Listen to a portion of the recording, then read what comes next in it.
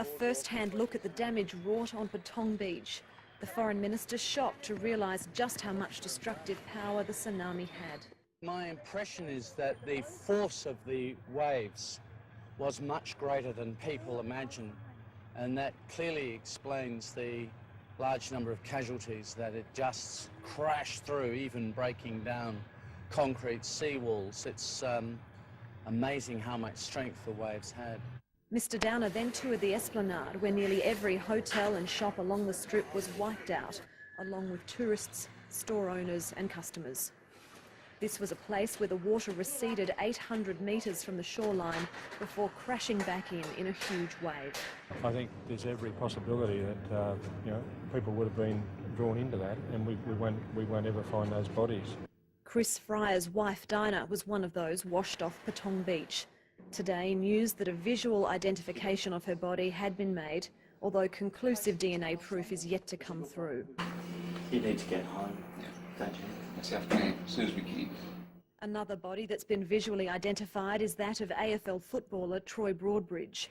Mr Downer says he'll work to ensure that both families receive confirmation and their loved ones' remains as quickly as possible. The international criteria have to be met, but where there is some kind of visual identification, it does make that process easier, and we hope that they can therefore be processed a good deal faster. The Foreign Minister hasn't come to Thailand to offer more Australian aid money. The Thai government has made it clear that it wishes to handle the relief effort itself. And as you can see behind me, it's doing just that. These boxes of food and clothing and toiletries are heading to the people of Patong Beach. But as Commissioner Kelty pointed out, Patong is just a fraction of the devastation. Tonight, Mr Downer flies to Jakarta to take part in a meeting to discuss a coordinated approach to aid across the region. Australia is expected to take a lead role in rebuilding Sumatra, spending up to $500 million.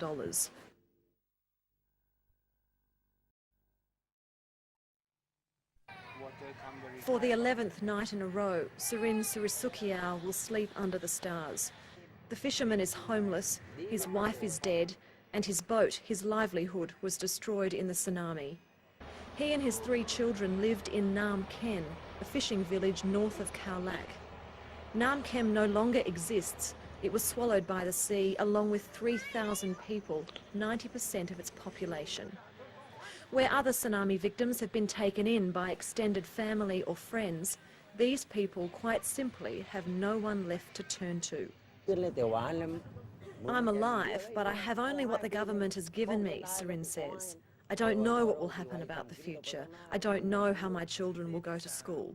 I want to fish again, but I have nothing. The government says it has plans to rebuild homes and provide new boats. Okay, that's why we try to help them for recovery in every aspect. These people are also waiting for the assistance the government speaks of. So far, they have received only a few bare essentials. These people have lost just about everything. Finally, today they're collecting things like toothbrushes, toilet paper, bedding, towels, even shorts and a t-shirt. 20 kilometres down the road, bodies are still being brought into the main mortuary. While it's the forensic teams who collect DNA, fingerprints and dental records, it's an army of volunteers who move the corpses from body bags to coffins, feed the workers and face the devastated families. Bjorn Enstrom flew over from Sweden when he heard of the tsunami. Because I have been in Thailand so many times, I think that I can give something back to Thailand. Jeremy Khan works here in Thailand and says it feels good to be helping out. It's not as disturbing as you might have thought it would be, like the gruesome kind of details, which is pretty gruesome, but it just seems to be the right thing to do. While the volunteers worked into the night, an interfaith memorial service was held in a Phuket soccer field. Monks chanted prayers for the dead after Christian and Muslim leaders paid their own respects. It came as Thailand's media begins to question the death toll here. It's remained at around 5,000 for the past few days, but some rescue workers are suggesting it could be as high as 10,000, leading to speculation that the government is downplaying the event to save the tourism industry.